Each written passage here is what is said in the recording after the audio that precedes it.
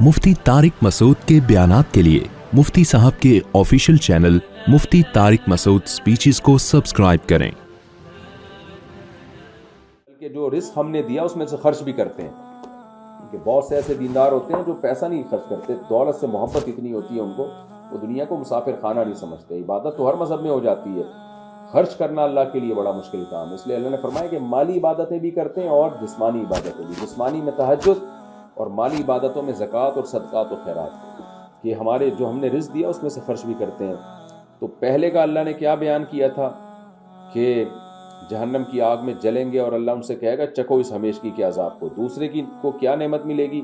वला तअलमु नफ्सुन, अल्लाह कहते हैं किसी नफ्स को खबर नहीं है, मा उख्फिय लहुम मिन कुर्रति आयुन, जो कुछ इनके लिए छुपा दिया है हमने आंखों की ठंडक का सामान।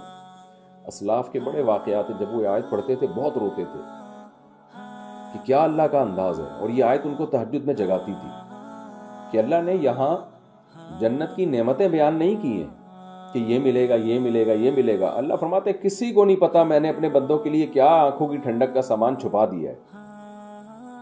ना छुपाता तो सारी दुनिया तहज्जुद ही पढ़ रही होती, सारी दुनिया रातों को उठ के अल्लाह से पनाहें मांग रही होती जहन्नम से, और जन्नत की उम्मीद में पुकार रही होती अल्लाह को। लेकिन ये मेरे नेक बंदे हैं जिनको दुनिया बेवकूफ़ समझती है।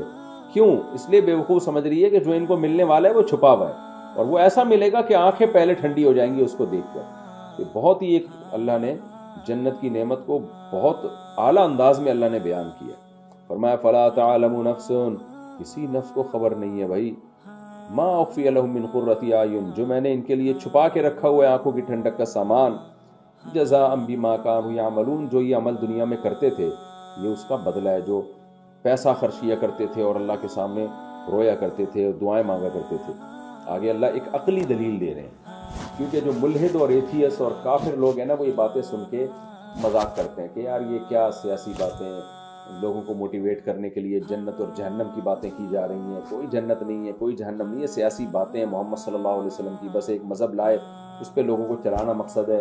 तो कुरान कह रहा है कि अफमन काना मुमिनन कमन काना फासिका, अगर जन्नत जहन्नम नहीं है और मर के मिट्टी होकर ख़त्म होना है, इसका मतलब मोमिन जो अल्लाह पे ईमान ला रहा है और नेक अमल कर रहा है, और एक फासिक जो बुरा आदमी है, दोनों का अंजाम सेम हो जाएगा। फिर तो दुनिया की कोई हुकूमत ऐसा नहीं करती कि जो हुकूमत के कवानीन की पाबंदी करे और जो नाफरमानी करे दोनों के साथ सेम सलूक हो।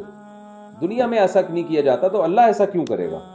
तो दुनिया में तो पूरी सज़ा भी नहीं मिलती, पूरी जज़ा भी नहीं मिलती। बाज़ दफ़ा जो मुजरिम होता है वो बच जाता है, जो जिसको बचना चाहिए वो पकड़ा जाता है। दुनिया में थोड़ी इंसाफ मिलता है। तो अल्लाह कहते हैं भला खुद सोचो, अगर ये जन्नत जहन्नम जो मैं बयान कर रहा हूँ गलत है ये, तो अफमन काना मुमिनन कमन काना फासिका, तो जो मोमिन है और जो फासिक है क्या दोनों बराबर हो सकते हैं? ला यस्तबून, खुद अल्लाह ने जवाब दिया बराबर नहीं हो सकते, दोनों का अंजाम सेम नहीं हो सकता, बहुत फ़र्क होगा दोनों के अंजाम में। इस दुनिया में 100 इंसानों के कत्ल करने वाले भी हैं और 100 इंसानों की जानें बचाने वाले भी हैं, तो ये कैसे होगा कि दोनों का अंजाम सेम हो जाए? इसलिए आगे अल्लाह ने खुद फरमाया नहीं, बराबर नहीं हो सकते। अम्मल्लज़ीना आमनू व आमिलुस्सालिहात, बहरहाल वो लोग जो ईमान लाए और नेक अमाल किए, ये मोमिन लोग हैं।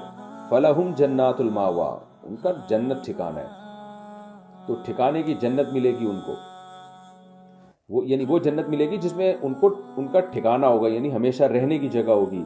नुज़ुलन बिमा कानू यामलून, जो अमल उन्होंने किया उसकी मेहमान नवाजी के तौर पर।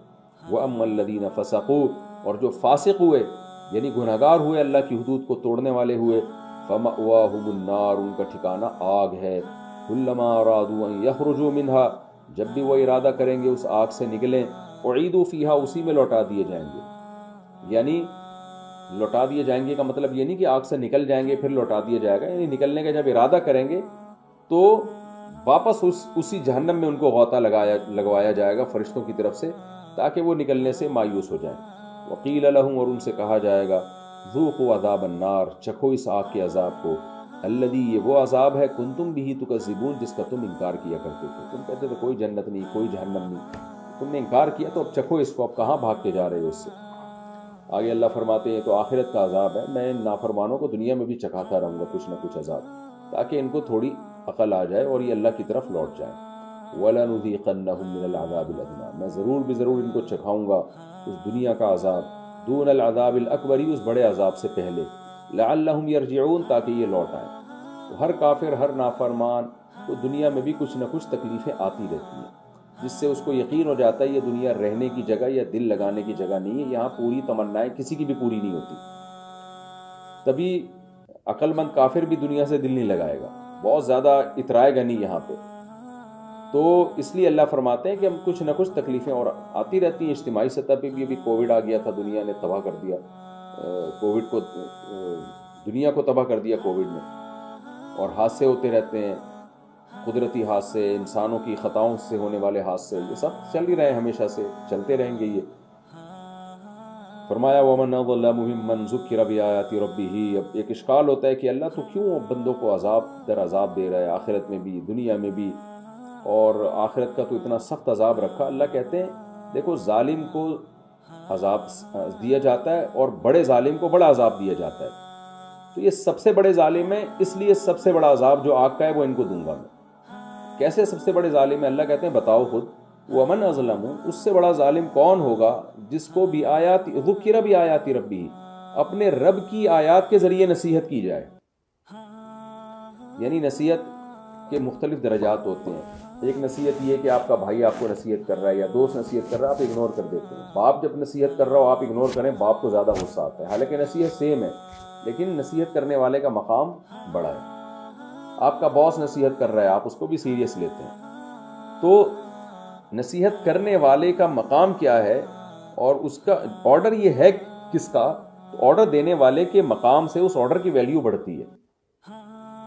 تو اللہ فرماتے ہیں اس سے بڑا ظالم کون ہوگا جو رب کی آیات اس کو سنائی جا رہی ہوں اور وہ وہاں دلچسپی نہ لے، وہ اس سے اعراض کر رہا ہوں۔